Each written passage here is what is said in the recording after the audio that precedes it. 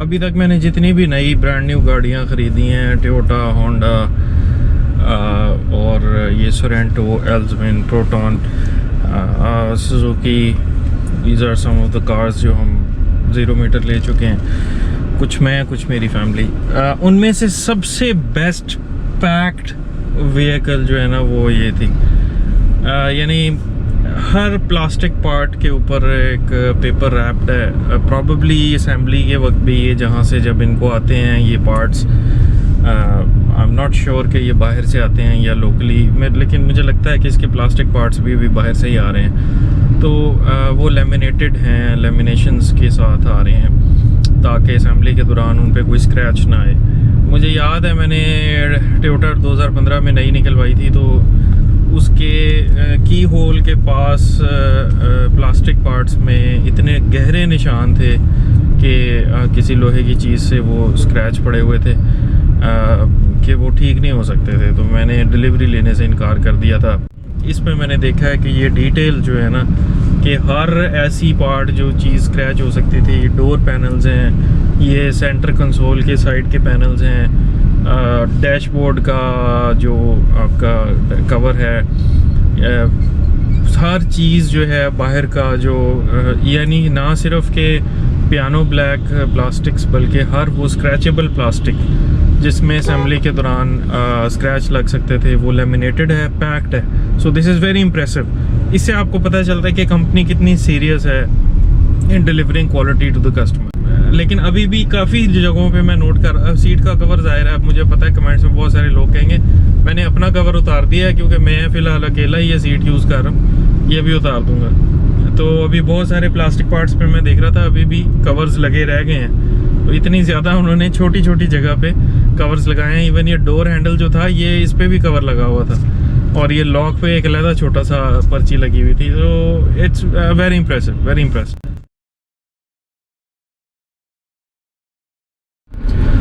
Sorento के बारे में मेरे जो फर्स्ट ड्राइव इम्प्रेशंस हैं, पहली बात तो ये कि जो मैंने इसकी वीडियोस और वीलॉग्स और पिक्चर्स से जो मेरे ऊपर इसका इम्प्रेशन था सोरेंटो का, वो बिल्कुल डिफरेंट था। लेकिन ये वो गाड़ी है जिसको आपको एक दफ़ा बैठ के और एक दफ़ा ड्राइव करके अपना इम्प्रेशन बनाना चाहिए। ये मैं स्ट्रांगली रिकमेंड करूँगा। तो एक दोस्त की तरफ गया, उनके घर ये खड़ी थी और सनसेट रेड कलर में ही थी वो भी। तो अचानक से जो है इसकी जो एक रोड प्रेजेंस जो मैंने वाइट और ब्लैक में इतनी फील नहीं की थी कि इसकी रोड प्रेजेंस इतनी रिमार्केबल और इतनी अटेंशन ग्रैब जिस तरह इसने इस कलर ने मेरी की। तो मैंने फिर उस वक्त जब अंदर बैठ के देखा तो मैं अभी उससे यही बात कर रहा था कि यार ये एक जनरेशन ओल्ड ये वो, लेकिन ये बात करते करते जब मैं गाड़ी के अंदर बैठा तो खामोश हो गया। क्योंकि जब आप इस गाड़ी में फ़िज़िकली बैठते हैं तो अचानक से आपका इंप्रेशन चेंज हो जाता है कि ये जो एक जनरेशन ओल्ड या छोटी स्क्रीन और ये जो चीज़ें आपको वीडियोस और पिक्चर्स के ऊपर थोड़ी सी लगती हैं, लेकिन ये इंप्रेशन आपका फ़िज़िकली गाड़ी के अंदर बैठ के चेंज हो जाता है। इतना प्रीमियम डैशबोर्ड की फ़ील और इसकी वुडन ट्रिम साइड डोर पे जो कि आगे पूरे रन कर रही है डैशबोर्ड के अंदर,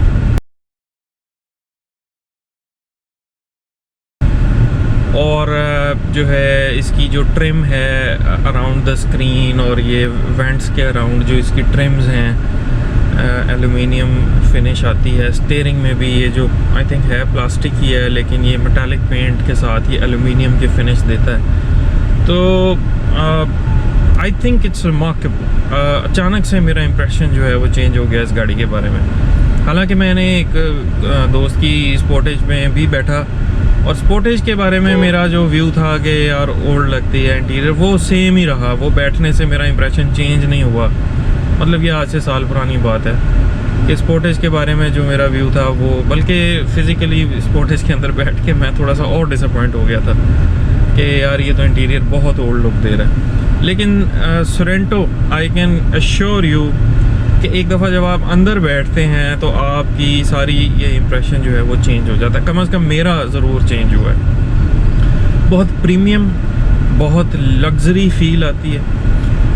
तो भाई ये बात नहीं है कि मैं डबल कैबिन डाले से इसमें आया हूँ तो इसलिए शायद इतना मैंने सोचा शायद मैं इस वजह से इतना कैरिड अवे फील कर रहा हूँ। लेकिन मैंने एक रेंज रोवर रिसेंटली एक कॉलीग की थी, 2014 मॉडल था वो, इवोक थी वो, उसके अंदर भी मैं बैठा था। तो मैं ये नहीं कह रहा कि ये रेंज रोवर का मुकाबला करती है, लेकिन जो एक फ़ील मुझे रेंज रोवर के अंदर आई थी ना, एक प्रीमियम गाड़ी की जैसी गाड़ियाँ अमेरिका और वेस्ट में पसंद की जाती हैं, वो वाली फ़ील मुझे इस गाड़ी के अंदर ज़रूर आई है। बाकी फिर मुझे ये भी एक चीज़ का एहसास हुआ कि हम ये जो नई चाइनीज़ क्रॉसओवर्स आ रही हैं वो उनमें हम स्क्रीन्स से बहुत ज़्यादा कैरी अवे हो जाते हैं कि स्क्रीन्स बहुत ज़्यादा हैं और बड़ी बड़ी स्क्रीन्स हैं, इधर सेंटर में इतनी बड़ी स्क्रीन और मीटर में इतनी बड़ी स्क्रीन। फिर अब वो चैरिटी को में उन्होंने क्लाइमेट कंट्रोल की जगह भी बड़ी सारी स्क्रीन दे दी है। सो मे बी दो screens you get carried away by दो स्क्रीन्स। लेकिन ये जो फ़ील है ये एक डिफरेंट फ़ील है, एक लग्जरी कार की जो SUV की जो फ़ील आती है ना, वो वाली इस गाड़ी में आई है। दूसरी बात ये कि मैंने इस गाड़ी में प्रॉपर SUV की फ़ील महसूस की है, ना कि कॉम्पैक्ट क्रॉसओवर की।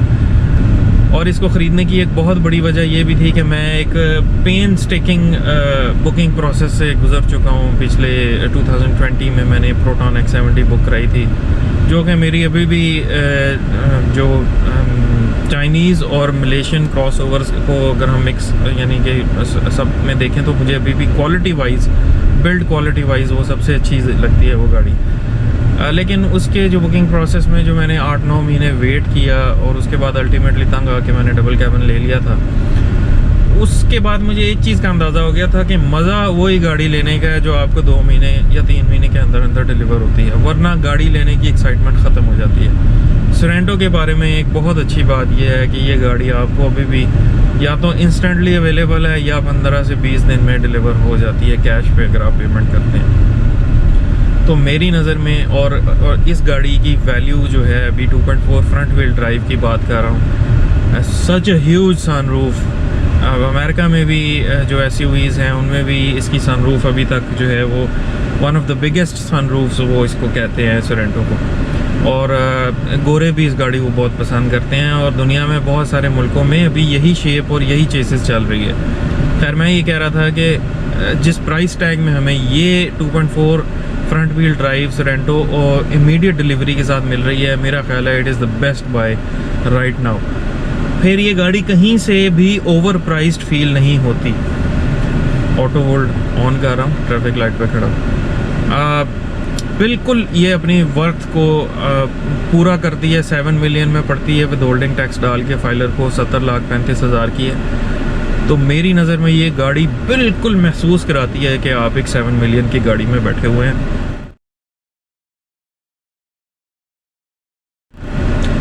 मैं इस गाड़ी को लेने के बाद थोड़ा सा कंफ्यूज था कि चलो मैंने कोई गलती तो नहीं की, तो मैं एहतियातन जो है अपनी फैमिली के साथ देखने गया ओशान X7।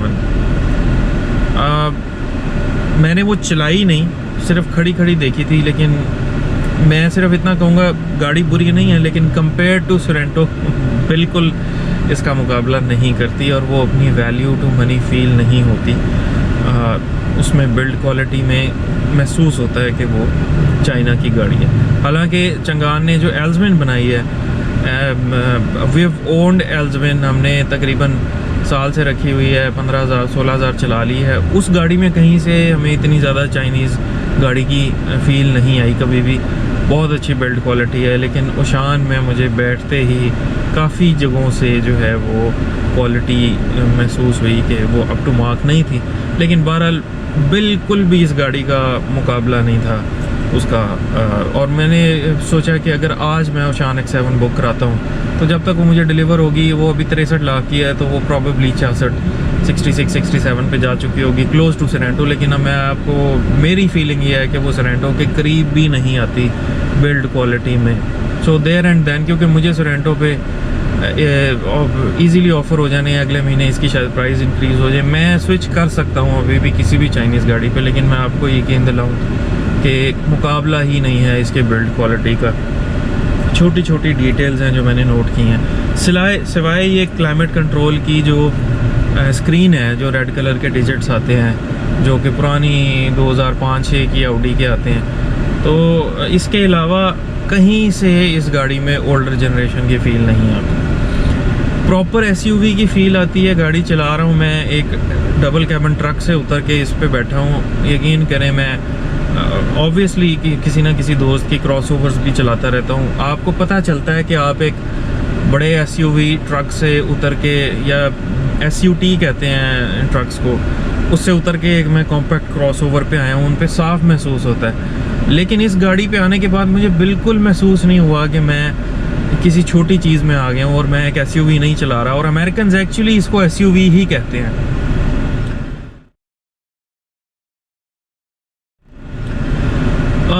ये तो हो गई इसकी प्राइसिंग की बात।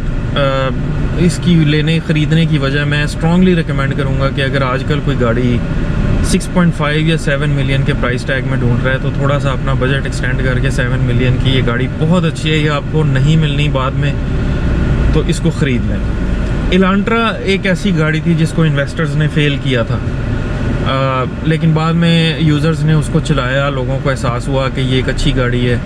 बिल्ड क्वालिटी उसकी महसूस की और प्रैक्टिकलिटी उसकी महसूस की, तो लोगों ने वो ख़रीदनी शुरू की और इस वक्त इलांट्रा भी अब ओन पे बिक रही है। ये सोरेंटो भी एक ऐसी गाड़ी है जिसको इन्वेस्टर्स ने फ़ेल किया।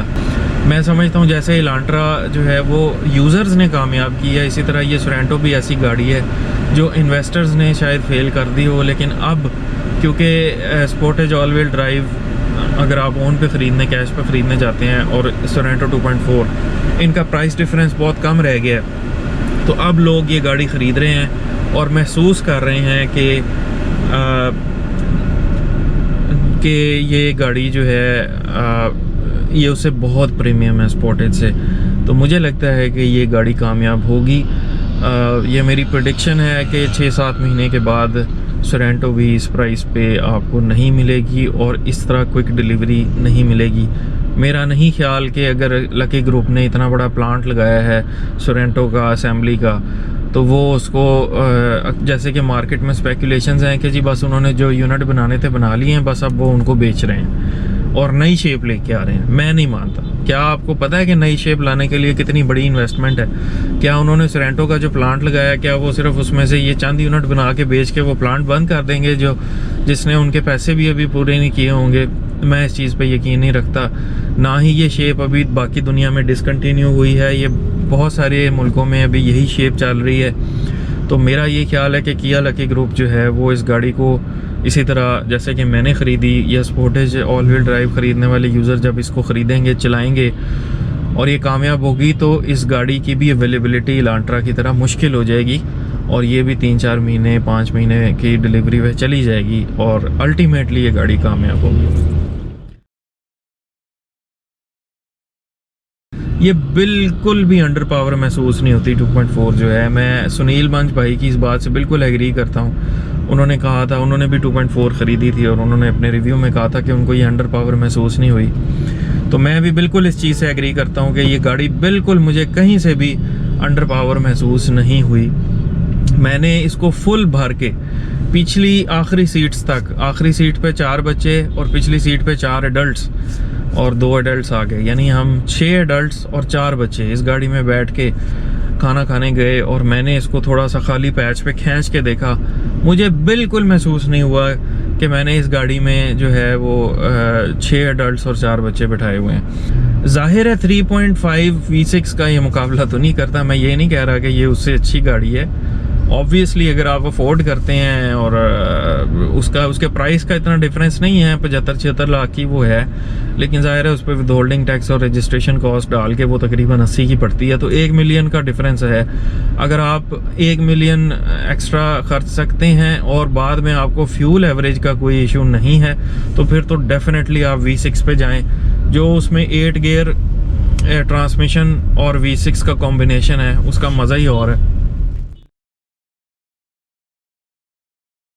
अपने जैसे यूज़र्स की बात कर रहा हूँ जो इस बजट में कोई गाड़ी देख रहे थे। 6.5 मेरा बजट था, मैंने थोड़ा खींच के लिए या जो Sportage all wheel drive on पे ख़रीदने का सोच रहे हैं, इवन बुकिंग पे भी ख़रीदने का सोच रहे हैं, आपको जब तक गाड़ी डिलीवर होनी है वो भी 63 लाख से ऊपर जा चुकी होगी, तो मैं आपको स्ट्रांगली रिकमेंड करूंगा कि एक दफ़ा सोरेंटो चला के देखें। पिछली आखिरी 2 सीट्स आप फोल्ड करके इसको 5 सीटर गाड़ी समझ के ही चला के देखें, आपका इंप्रेशन ड्रास्टिकली चेंज हो जाएगा। प्रॉपर एसयूवी की फ़ील है। मैं इस पे नॉर्दर्न एरियाज़ या स्कर्दू का ट्रिप एक करूँगा, ज़रूर आपके लिए वीलॉग लेके आऊँगा। ये तकरीबन सारे इनिशियल थॉट्स हैं मेरी जो इस गाड़ी के बारे में मेरी थी, और इसको ख़रीदने की वजह क्या है और क्यों मैं समझता हूँ कि मार्केट में इंस्टेंटली जो अवेलेबल गाड़ियाँ हैं वो उनमें से ये बेहतरीन ऑप्शन है। अच्छा, एक चीज़ जो मैं बताने भूल गया था, बच्चों को पिक करके आ रहा हूँ, साउंड सिस्टम जो है अमेजिंग। मैंने स्टॉक साउंड सिस्टम्स में इतना शायद ही कोई साउंड सिस्टम एंजॉय किया हो। मैंने देखा है कुछ नए ब्रांड्स जो हैं वो अपने साउंड सिस्टम को काफ़ी एडवर्टाइज़ करते हैं कि हम सोनी दे रहे हैं, हम कैनवुड दे रहे हैं, लेकिन जब आप उसको प्ले करते हैं तो वो वाला मज़ा नहीं आता। सो इसमें इन्होंने कोई हारमन या इस तरह के कोई सिस्टम्स को एडवर्टाइज़ तो नहीं किया सोरेंटो ने, but when I play the music, जो बेस है और जो साउंड क्वालिटी है, मतलब वन ऑफ द बेस्ट अभी तक जितनी मैंने एक अपनी सिविक में एंजॉय करता था, सिविक एक्स, लेकिन ये उससे भी बहुत बेहतर है। So that's all for today. Keep watching, like and subscribe my channel.